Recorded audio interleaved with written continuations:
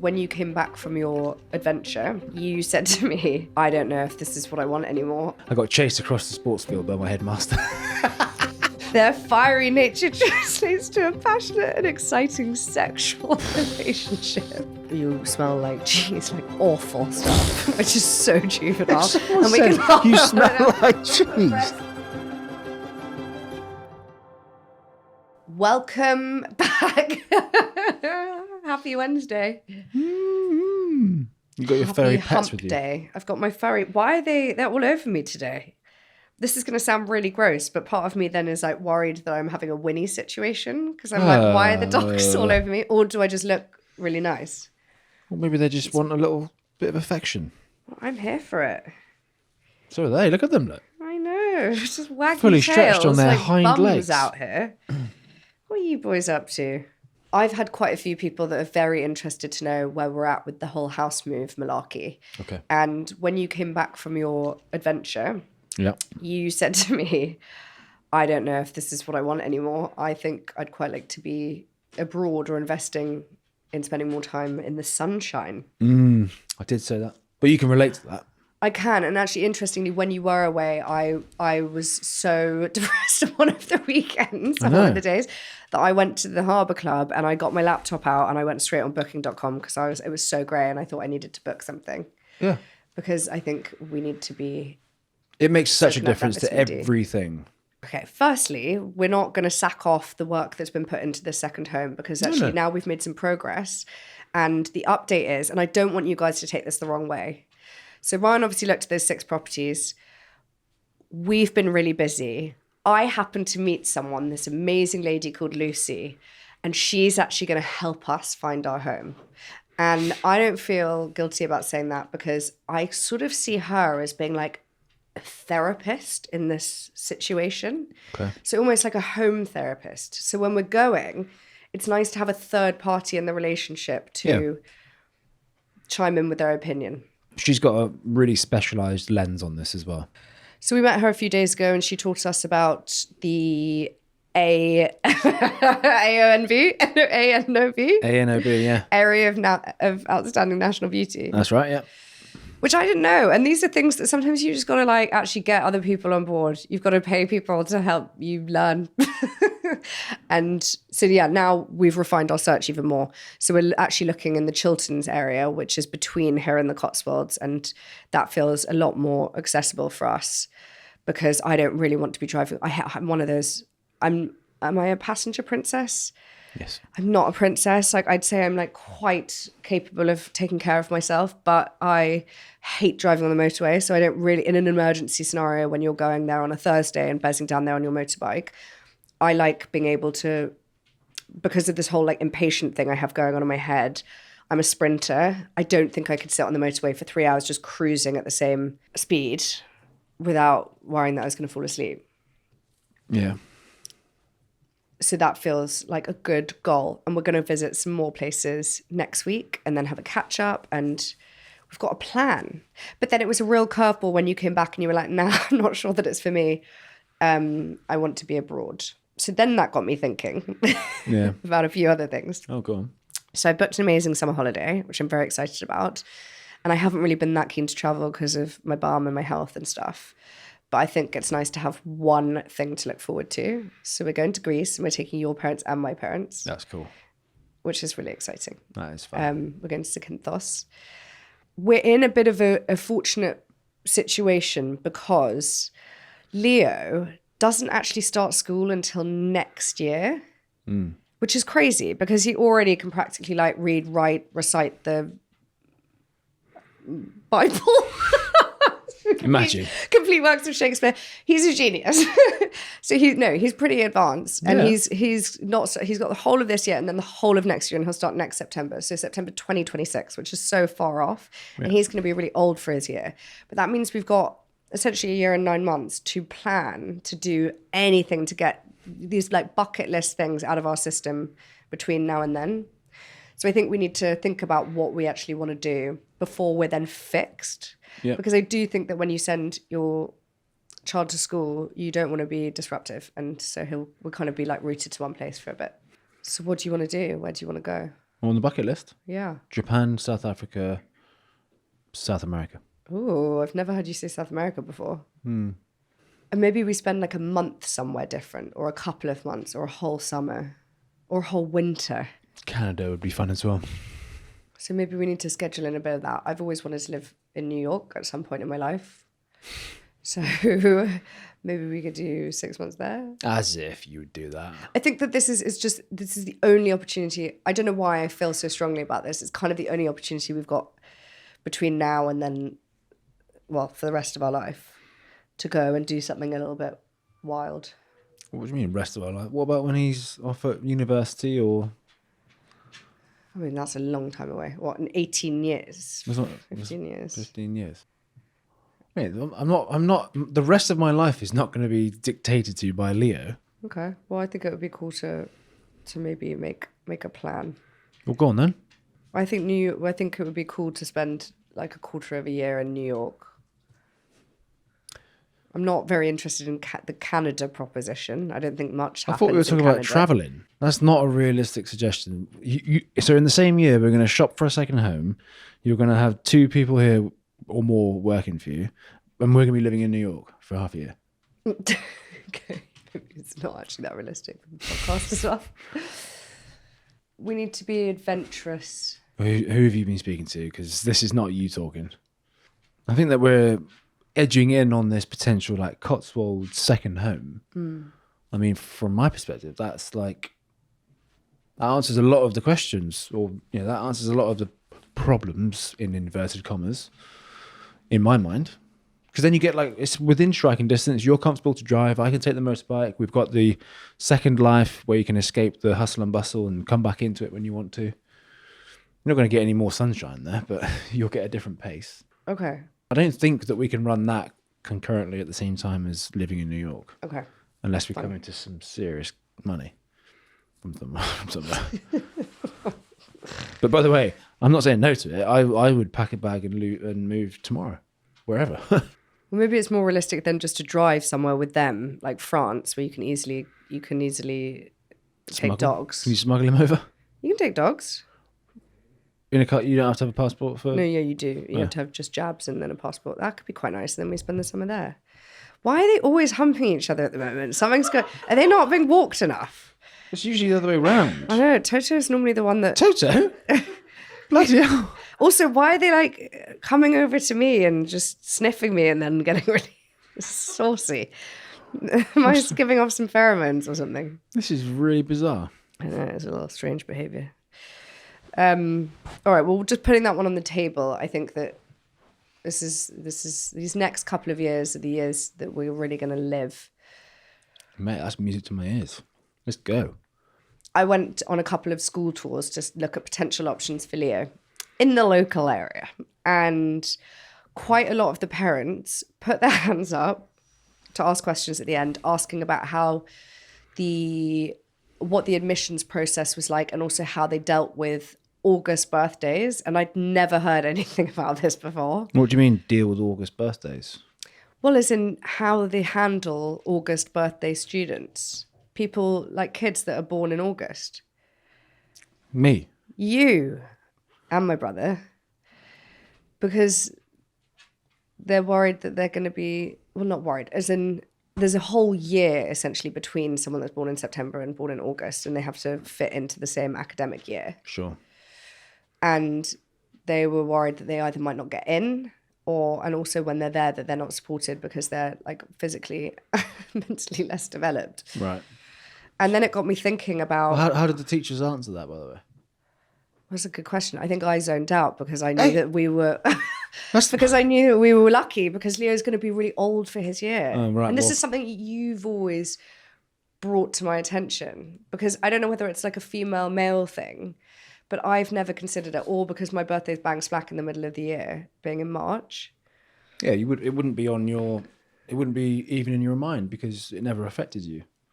You were mid to top end of the class, weren't you, in age? Yeah, I think I was like middle right of at the spring. bottom. I was right at the bottom. I think there was maybe one guy who was younger than me, but I was basically the youngest. So, mate, it's a massive difference. And how did that impact you being at school? Yeah, massively so. I don't know. I mean, I can't really say I didn't notice it so much academically. I mean, I just kind of wrote myself off as like, I'm not particularly great at that.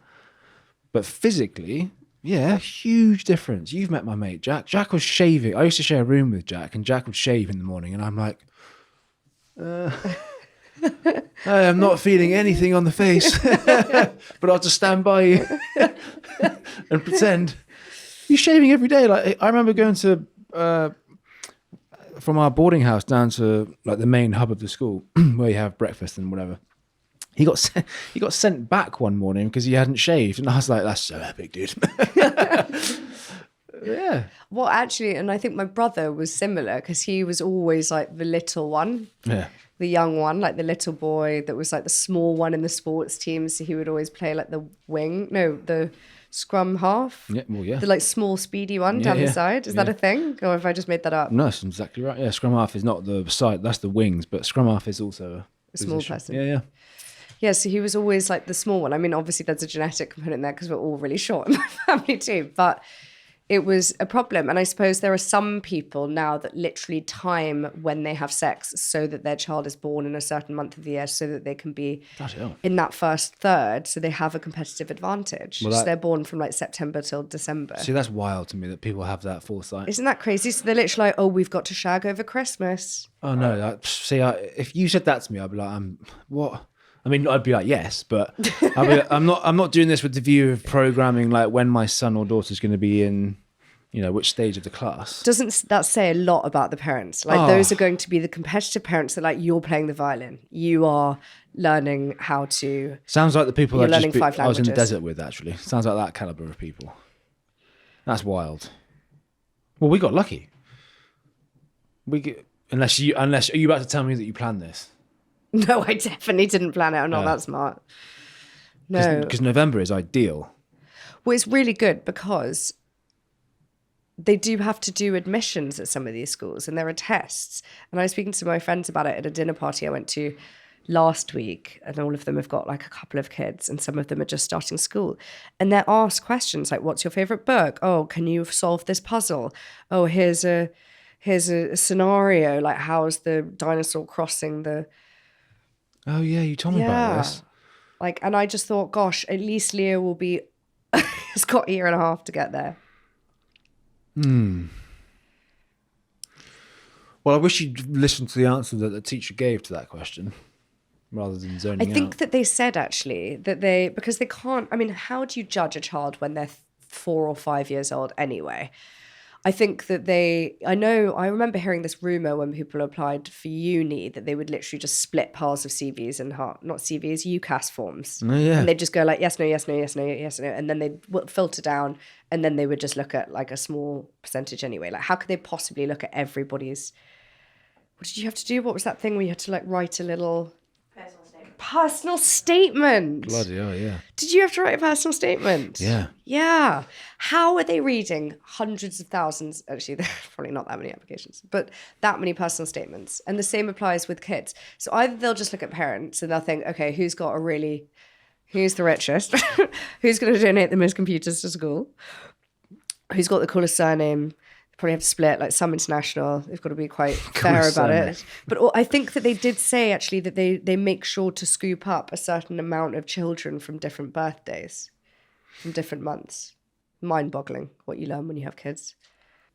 If I'm a headmaster looking at a sheet of names and I see Leo Hunter, I'd be like, he's in. That guy's in. That is why you're not a headmaster. That's true. Because that would be absurd. I'd be like, he's in and he's going to be the captain of every sports team. So here's a conversation I had earlier about, and I wonder whether this applies to you. I didn't realize this, so I've just had like a eureka moment speaking to my agent. Hi, Harry. And she basically said to me that she was talking about this whole like month that you're born in thing. And basically her birthday was also in like the first third of the year. And all of her friends had really similar birthdays. They were all in the first third of the year. And I guess that's probably because, especially when you're younger, you would connect to people that are at a similar stage of development as you. I'd never thought about that before. What you think? All of my friends have birthdays in March and April. And I thought, oh, it's because they're all Arieses. So like we unite because we've got lots in common. We're all stubborn and know-it-alls. And it could actually just be that you like draw in people that are born in a similar month to you. Maybe. So do you reckon that a lot of your friends are born around No, I don't fall into that category, but that doesn't mean that it's not right. Jack, for example, was September 11th, so he was almost a year older. Todd was February. Who else was like good mates in school? Tom was, can't remember what Tom was. I think it was July. I had a real spread. So I don't know. So maybe not then. I do get along really well with Leos. So people that have a birthday in August. You, Sam. Probably just ex-boyfriends. Ex-boyfriends. That's what you're about to say, innit? I feel like every episode Louise mentions an ex-boyfriend. There's a fucking theme to this thing. To this thing. No, I really don't. I don't know. Maybe that is a theory. But girls are very different to boys, especially at schools, right? I mean, Aries and Leo are very compatible in terms of relationships. Oh, really? Yeah. Are we both fire signs? Am I a fire sign? I'm Leo, the lion. So apparently Leos are quite vain. What's that? Apparently Leos are quite vain. Well, they say that Leos generally like to be the center of attention, which is not really me. But then there's other attributes to a Leo that really feel like me. Yeah. Yeah. Having like a strong moral compass, like loyalty, strength, passionate. But I don't think the desire to be the center of attention. I don't really parade like a Leo probably does. Okay, so I have just looked up whether Aries and Leo are compatible. Do you want to hear what I have to say? What I have to say? God. What Gemini has to say? Or Google. Aries and Leo are considered highly compatible zodiac signs as both the fire signs, leading to passionate and adventurous relationship with lots of energy and excitement. However, they may need to work on communication and managing their strong personalities to maintain a healthy partnership. Oh my God. Key points about Aries and Leo compatibility. Positive aspects. I cannot wait for the potential challenges. Shared energy. Both signs are outgoing, enthusiastic, and love to be the center of attention, making for a lively and fun dynamic. I actually don't think either of us like being the center of attention. No, probably wouldn't agree with that one. Mutual admiration. That's nice. Aries appreciates Leo's confidence and leadership qualities. Mm-hmm. Yes. While Leo admires Aries' assertiveness and initiative. Yeah. Passionate love life. Whoa. Come on. Their fiery nature translates to a passionate and exciting sexual relationship. No comment, but awesome. Awesome. But also, like, maybe we need to take note from this and start actually doing it. Creativity and adventure. Both signs enjoy trying new things and exploring new experiences together. Yes, we do. Okay, the challenges, ego clashes. Both signs can be quite dominant and may struggle with power dynamics if not managed well. That's why we've got Lucian to help with the house hunt. And I think we should involve as many people in the relationship as possible when making big decisions, because otherwise there could be an ego situ. Communications. Why did I want to drop in ego is the enemy? That's nuts about the communication though, isn't it? Yeah. Huh. Communication issues. Their directness can sometimes lead to blunt communication and misunderstandings. Yeah, that is literally us. Because I feel like... Misunderstanding. That's why we're doing this podcast. Yeah. Need for attention. Both signs crave the spotlight, which could lead to competition for attention. Oh, no, not so much. No, we're not very competitive with one another. No. But that was rather lovely. What are your takeaways from that? Was strangely accurate on many things. My takeaway is we probably need to get a lot more fire in the bedroom. Should we cut cameras? What, and go upstairs? Yeah. We are so excited to be partnering with British Airways on this episode. As you guys will all know by now, Ryan and I are such big advocates for travel. I feel like whenever we go anywhere, we bring back so much. We absorb that culture, and everywhere we go really becomes everything that we are. And I know that we spoke a little bit about blue zones. Yep. A couple of weeks ago, talking about Japan and how we were desperate to go there. But I was thinking of other places that we could go, and I've done a little bit of research. Ooh, lovely. So there are lots of these beautiful blue zones scattered across the globe, and we're going to get a bit of a bucket list together. But I really want to go to Costa Rica. Ooh, nice. Because I think that it's so different to here. It's a good surf spot. Is it a good surf spot? Yes. It's also just so much more affordable than here. So I feel like our money will go so far. We always learn so much when we visit places. It's not just about the blue zones, but like you say, we bring back little snippets of culture. And if we can bring back a little bit of Costa Rica to this house, that would be bueno.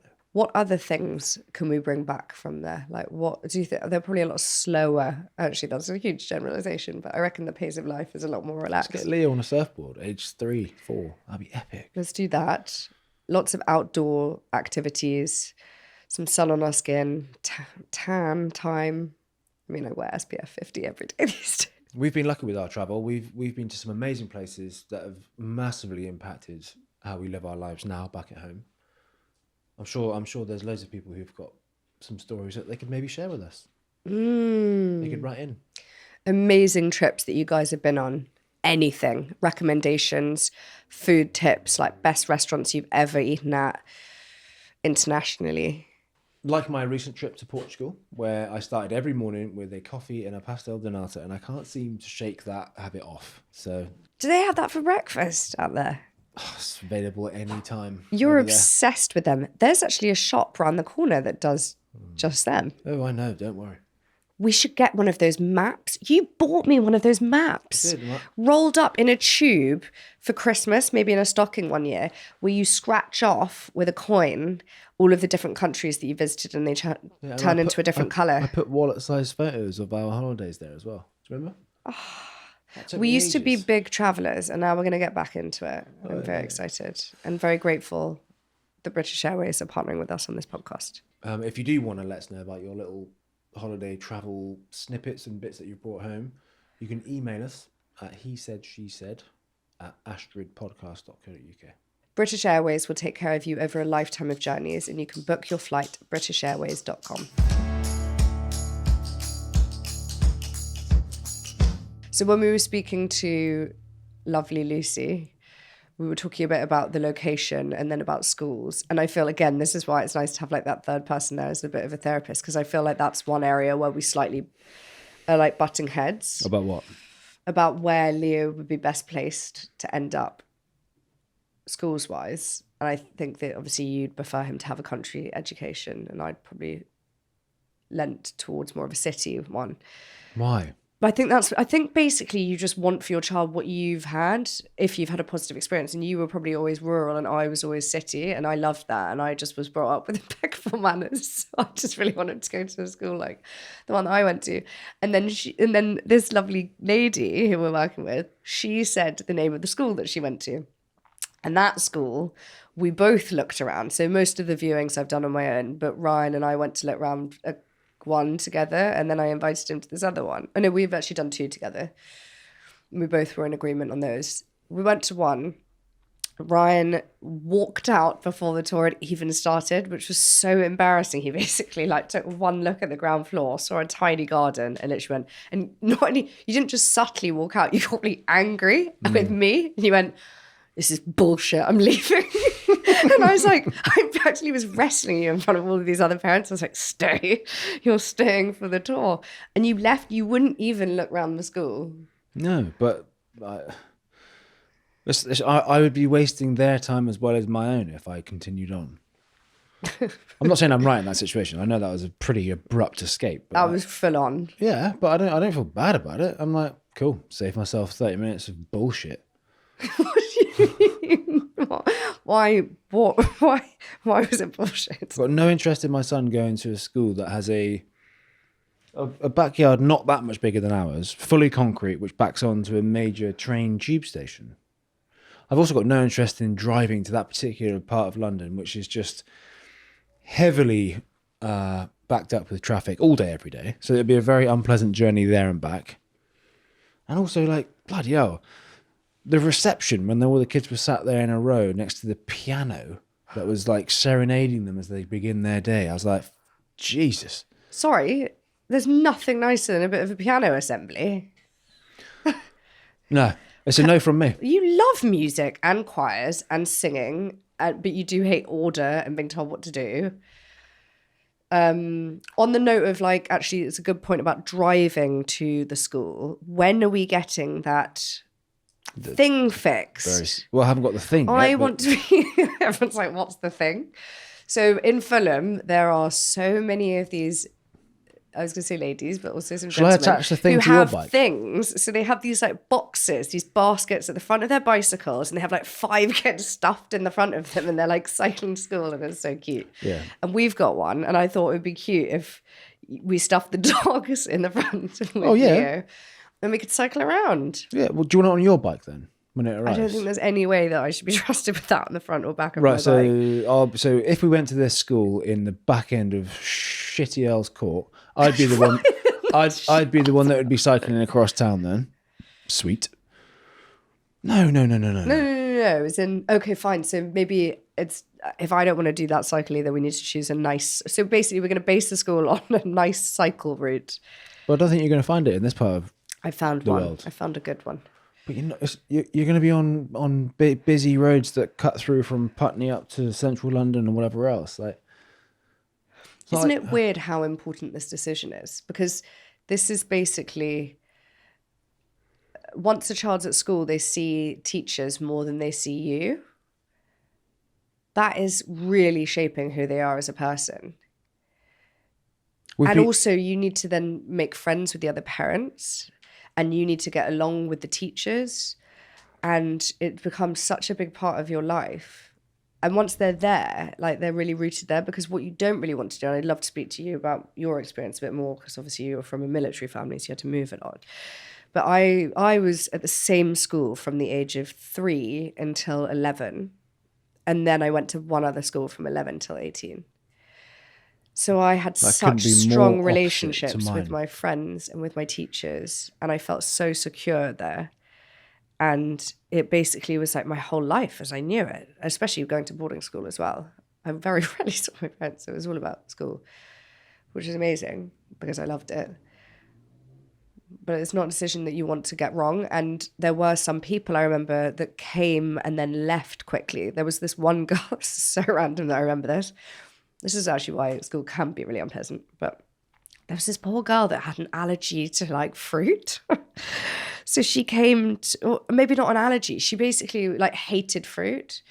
So she came to my prep school, and I remember meal times, like whenever there was a fruit basket, because obviously fruit's a really healthy snack for kids, isn't it? And it would be brought out after the meal, and there would be a fruit bowl placed on every table. This girl was like throwing up. It's not actually funny, sorry. But so she basically, with all fruit, so she had to go and sit in the headmistress's office at the end of every meal, tucked round the corner. She wasn't at the school for very long. There were a few other people that came and left the school, and that is hard to like integrate when you join later. Well, that was my experience of schools. I'd be plugged in like mid-term. God, that must have been so awful. Have you ever been bullied at school? I was so lucky that there was no bullying in my year at the schools. I went to a high school on a British military camp in Germany, and I was plugged in mid-term.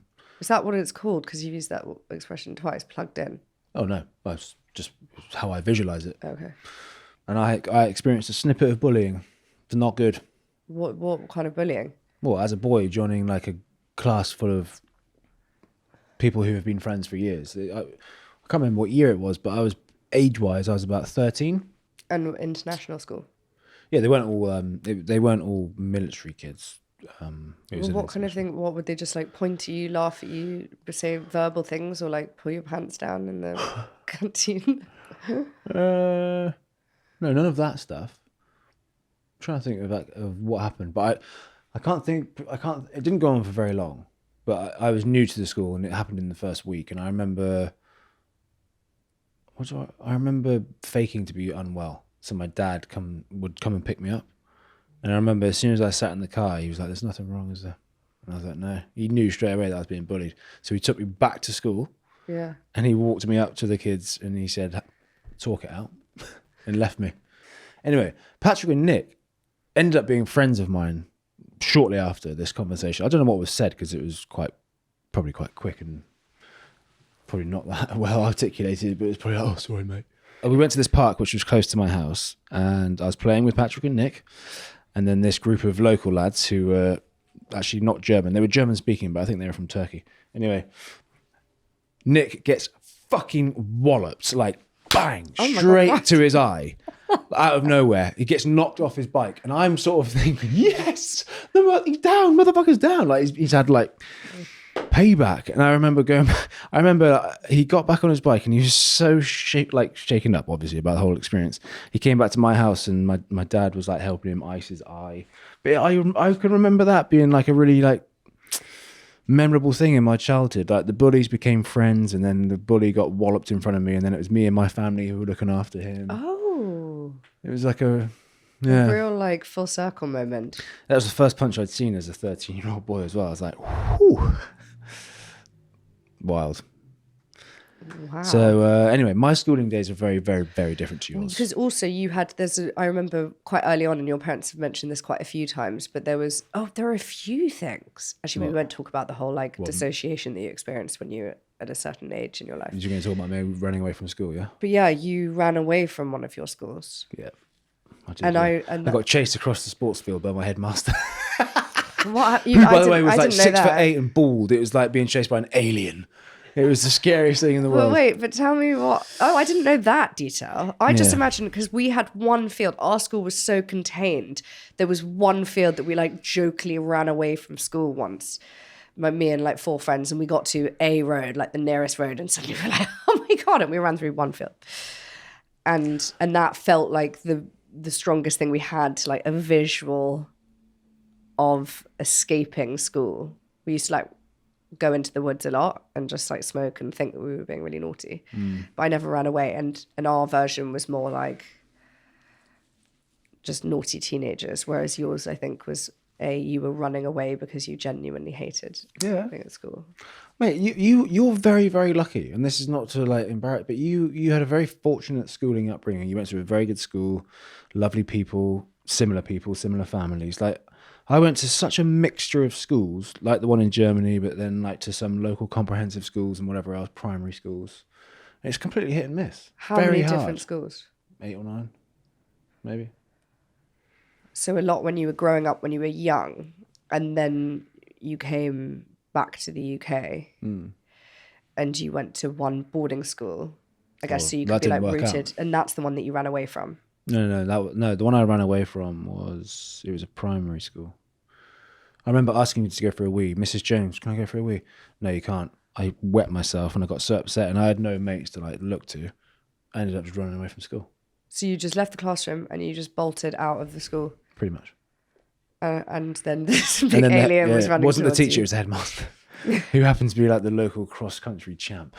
And what? But then talk me through what then happened. He just grabbed you by the scruff of the neck and went like, "You're not going any further." No, I made it all the way home. Motherfucker didn't get me. Do you know what's funny? I've never heard you say MF, that swear word, before, which I'm not going to repeat, but you've said it about 4 times. So I actually think that you're harboring quite a lot of MF energy towards this period in your life. I am. And you got home, and then what? And then he stumbled through the door panting, and then did you have to have a chat about it? No, I'm going to be honest with you. I don't remember what happens next in the story. Did you go back to the same school? Yeah. I thought that you ran away from the first boarding school in the UK that you went to down in Devon because you had a problem there. No. I didn't run away from Blundell's, no. I didn't last longer than a few weeks in Blundell's because I was... Well, again, I started late, so I didn't start at the start of term. I started late. People had already been through a year or 2, or even... I can't remember what the feeder school is or what the age started, but basically I walked into like an already set up friendship group. And it was the day my dad went to Iraq for 6 months, and the whole thing was just too much for me I was 11 years old. And as good as the school was, and this is actually one of my regrets in life, like I wish I had the stomach to see that through, because it was a great school and it probably would have done me a lot of good. But yeah, I think I lasted maybe 4 or 5 weeks. And my dad was on the phone to my mum probably every day because it was that intense. My dad pulled the plug from Iraq. He literally pulled the plug from the whole school. And my mum just picked me up. And then I went back to Germany. And then I met Patrick and Nick and the whole wallop. Oh, that was before that. So that was after that. And then from there, I went to the same boarding school as my brother. And my middle brother who was in his final year of school, because he was a bit of an A-star student like yourself, he got, what do they call him? What's the word? Prefects. He was the prefect to the junior boarding house, which meant that me coming into the school, I'd be in the same boarding house as my bro. And it turned out that my dormitory for the 11-year-old boys was right across the hallway from my brother, who had his own room. So I was like, okay, this feels great. Oh. And he would just literally walk 5 meters and he'd check on me. Which is probably why me and him are so close, because he would have seen me in like a really fragile state as an 11-year-old. Why wouldn't your parents have tried to put you in that school first of all? Because your older brother, and had your eldest brother left that school by then? Yeah. So he'd just left. He'd left. Yeah, I think a year before. I think it was probably a discussion we all had. I can't remember the discussion, but I think Blundell's was the better school in many ways, probably in every way. And I think my dad was quite keen for me to maybe explore. I don't know. The one in Wales was a good school, but like the feedback that like my parents got from my two bros, I think they probably thought Blundell's would be better for me. Okay. For the rugby, for the fact that it was in Devon, and maybe mum and dad would be in Devon more so.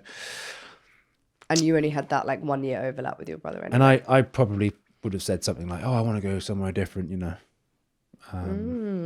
So yeah, didn't work out sadly, but it's a great school. Do you know what I was thinking about the other day was that if we were, this is again like silly parent thought, but probably like due to our circumstances is something I thought about a bit later on, but trying to work out that like age gap thing of how nice it would be to have children that go to the same school from obviously like a convenience perspective, but also so that they can look after one another. Like, how lovely is that? And obviously, if Leo's already 3 and then it's like the window widens, you think, what's the maximum age gap that you could have with your children going to the same school? Probably is like, what's 5 years, 6 years? I've just thought of something that happened in Blundell's that it really makes me sad. What? When I started that school, my dad bought me a phone, which was a burner phone. That wasn't a burner phone. No, I'm trying to think of the Nokia brand. 3310. I think it was a Motorola, but not a cool flip razor thing. I remember and it was a brick, and I had my school blazer on, and I was sat in the dining hall, and I could feel it buzzing, and I was like, oh my gosh, it only ever buzzed when it was my mum or dad. I was like, oh great. So I took my phone out and I walked out the dining hall, spoke to my dad, and I was pretty much in tears straight away because I was having a shit time. And then some sixth formers walked past, took the phone out of my hand and started passing the phone like around. And I was like, that's my dad in Iraq. Can you give me the phone back? And at this point, I'm like bawling my eyes out. Oh my God, no, this actually breaks my heart. And I can hear my dad's voice be like, give the phone back to my son. And this goes on for like what felt like a lifetime. And I'm crying and getting really like worked up. And these sixth formers are taking the piss out of the whole situation. It's horrible. I get the phone back and the connection's gone because he's in the desert, and I didn't hear from him for a long time after that. Like, when I say a long time, days or whatever. But I'll never forget that. That was the worst experience. If you were my child and that happened, I would go into that school and I would fucking pull the pants down of the bullies. I'd literally go like, and you've got a small willy. I don't know what I would do. I would be so angry. Yeah, I'll never forget that. How do you deal with that as a parent as well? Like seeing your child get bullied? Oh, I dread to think about those next stages because that is really hard. But I guess having the awareness and having experienced that yourself means that you'll be an incredible parent and that we will raise a child who will absolutely never be a bully. So they'll never be on that side of the conversation. But can you imagine? That's heartbreaking. That makes me like really sad for you and for your parents. They will listen to it. My parents listen to this podcast, so that will be the first time they hear that. But your dad would have known because he was on the other end of the phone, but you've probably never spoken about it since. Well, my mum doesn't know about that. And your mum, though, used to be upset driving you to and from school. Yeah. What, wasn't there like a sign on the motorway that you'd like reach and then it felt, what was the thing that you were like close? When you come off the motorway, there's a ramp that goes up to the roundabout and there's yellow stripes to slow you down. I was like, oh my God, the yellow stripes. I and then the stomach just drops because I'm like, oh my God, I'm about to be dropped off again. I think we had the same as that. It was like the turning, the junction off the M4. Yeah. When you're like, oh, it's the junction, or oh, it's the service station. But I don't think I take school choices lightly, because I was impacted massively by my school, and the one I ended up going to, by the way, was good but not good as well, and it didn't do anything for my like confidence or sporting potential. In fact, and if anything, it like hindered it massively. So it's a really big decision. So when I'm like going to these schools like the one in Earl's Court and my gut is giving me the same feedback, I'm out. Because I do have experience with this. You're not to say that you're wrong, and your opinions of course do matter in this, but you're trying to recreate a very privileged experience of schooling, which might not be possible. Schools are very expensive. Boarding, you got to have a lot of spare dough to send your kids to boarding school these days. I know, so I imagine it's different. Yeah. For example, like when I was at boarding school, Millfield was the target, and I think that was like 27 grand a year. I'm pretty sure it's now more like 45, 50. Wow.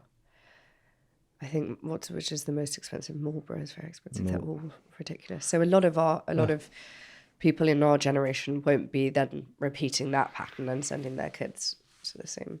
Also, I don't know if I want Leo to go to boarding school. I know we're talking about schooling. Well, they've changed the tax as well, haven't they?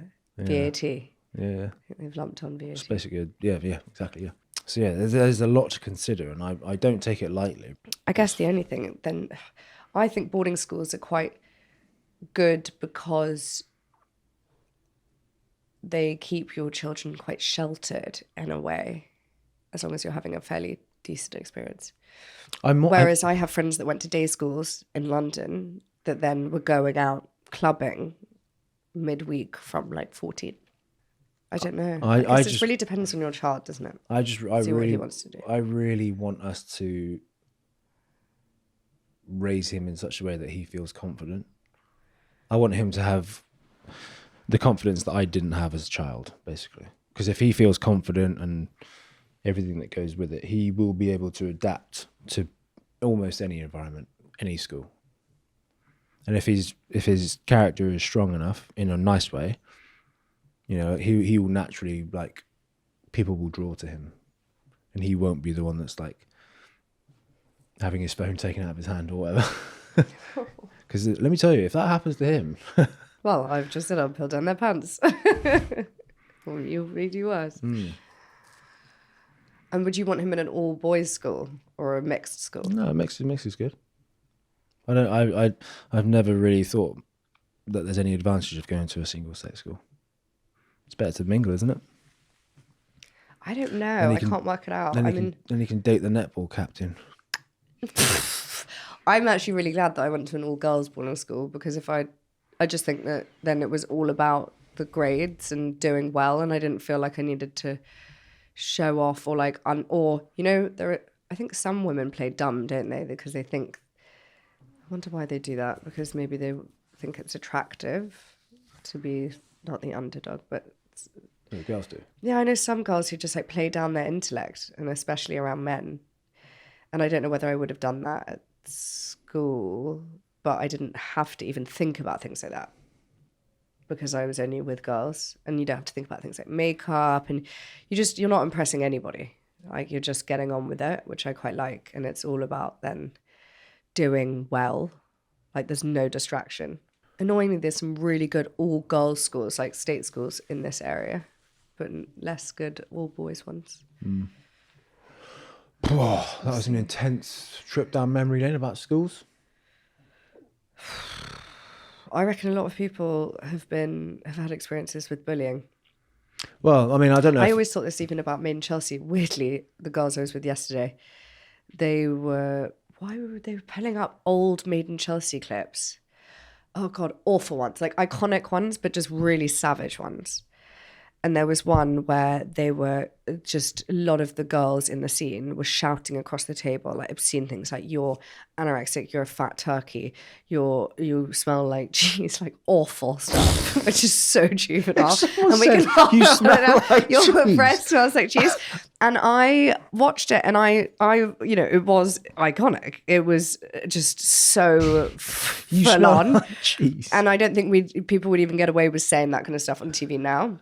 No, But it obviously was bullying, and I used to find those scenes so extraordinary on Made in Chelsea, and I couldn't even gear myself up to join in because I had no experience of bullying. And the people that were good, like people that were quite punchy on the show and on reality TV shows, are often people that have had experiences with bullies because they know how to defend themselves and they know how to attack. They know how to attack, like really go for the jugular. And I'd just be like, I had no retort to any of these things because I've always just been really nice because people have always treated me fairly and with kindness. Yeah, but you don't. And that's because I went to a good school and I had a really kind year. So I was so unprepared when I got into that like vicious world of reality TV where every scene was an argument. I found it quite tough. I feel like that's when I experienced bullying later. So more in my 20s, being in that environment.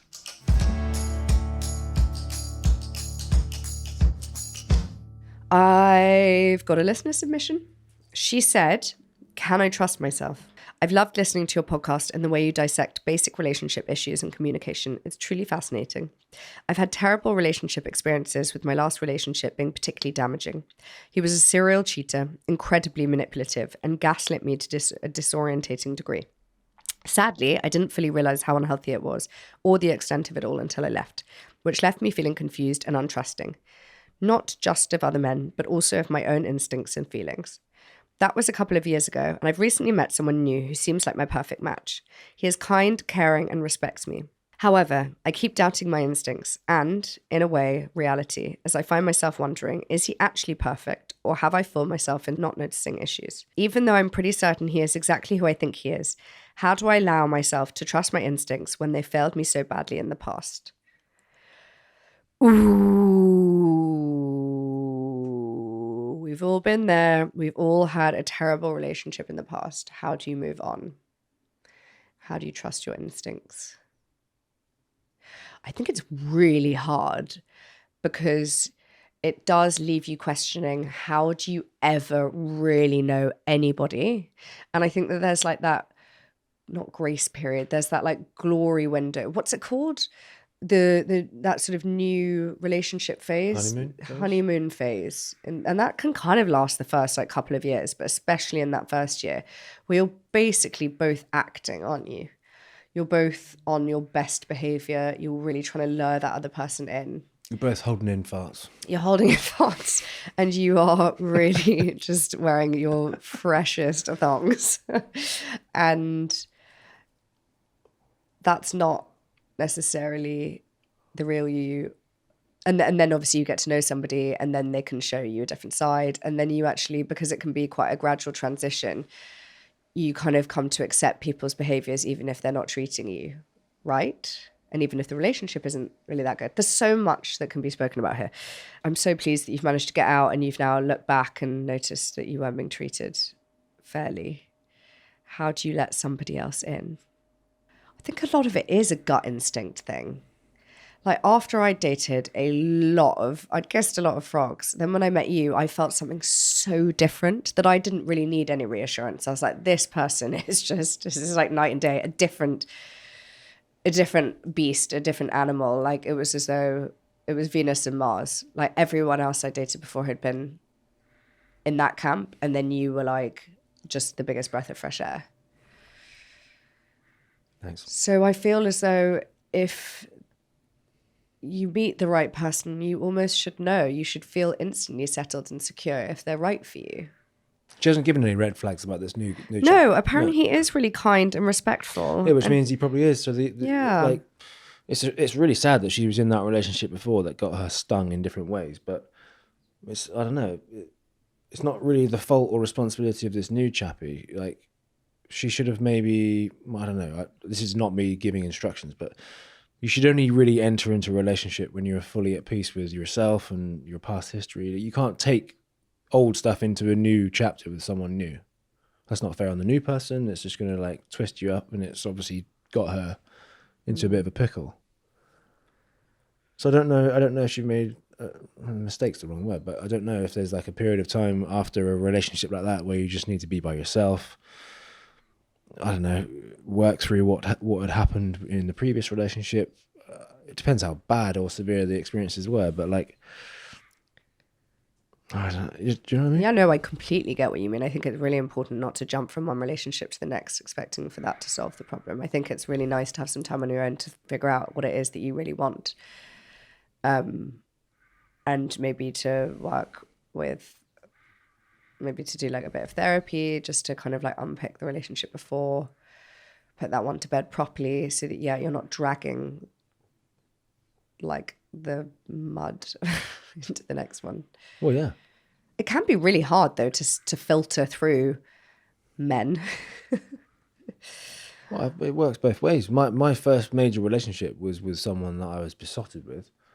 Turns out she was absolute fruitcake. And when I split up with her, she got my name tattooed on her neck as like a way of like keeping me around. And I'm like, oh mate, you really committed to something that's not going to happen here. But I split up with her because I basically found out she cheated on me, which obviously stung. And when I was in that process of breaking up, like that relationship was pretty toxic in many ways, but it was new and it was like exciting, whatever else. But I learned a lot, and I took a long time before my next relationship. Did you? Which helped me, and I didn't take any of that baggage into it. And the next relationship was a really good one. Obviously, didn't work out, but do you know what I mean? When you meet the right person, you'll know, and that is so cliche. I can't believe I just said that, but it should make you feel different. I'm maybe really lucky. I'm also like very accepting of other, like I just welcome people in with open arms. But I think with you, I really knew that I just felt how different you were. Like I really trusted you. I saw an innocence in you that I hadn't seen in anybody else. Like I just knew that you weren't going to screw me over. I knew that you weren't a cheat. Like I think you get like a pretty good idea of someone's moral compass when you spend a bit of time with them, meet their family, like soak a bit of the family up, friends, that kind of thing. And then you get a good gauge for it. I guess the good thing is that with every failed relationship, you're pulling a whole chunk of knowledge through into the next and going, okay, well, if there were loads of red flags or loads of things that were problematic in that relationship, if you're not immediately spotting them in the new one, then this one is probably good. Like you're learning from your experience. Yeah. And I think it's really important not to settle as well. Like if something doesn't feel right, just, move on. That's what your first few relationships teach you. Like what's acceptable, what are you willing to accept, and where are your boundaries? What do you want from someone? I have some friends that have literally married the first person they've dated. Isn't that crazy? Well, Risey, you can do an outro for us today. You guys can listen to us every Wednesday on your favorite platform, Spotify, Apple, Deezer. What's Deezer? I think that's another one, isn't it? Oh, is it? Oh, I love that. What are the other ones? Amazon. Ooh. YouTube, we're on there. Sunday morning it will drop. Just search He Said, She Said. We haven't referenced our beautiful painting in a while, have we? Well, it's always there, isn't it? It's not going anywhere. We need you to do a bit of a paint job up top. Yeah. Well, listen, same time next week, eh? Hells yeah. Ciao. Maybe in the country pad we could have another one of these. Ooh, Britty, Flynn, get ready. We could tune in from the Cotswolds. Isn't that a bit cringe? Like, oh, Cotswolds. It's No, so cliche, isn't it? Epic. That's why no. Anyway, ciao for now. Actually, we shouldn't really tell people where we're looking because then I keep trying to everyone's sign going to this look in the same fucker place. Okay. All right. Okay, keep going. I literally just said ciao for now. Ciao for now. How many languages can you say goodbye in? Adios. Adios. Au revoir. Auf Wiedersehen. Oh, German. Arrivederci. Arrivederci. So 2 for 2. So Is that Italian? who can win the who's, No, I said, okay, bye. Oh fuck! Well, Hang on. Wait, bye. Oh, no, obrigado. That's Portuguese for thank you. thank you. Damn it. What's about Japanese? Oh my god. No, that's it. All right, next time we'll have a few more for you. Cheers.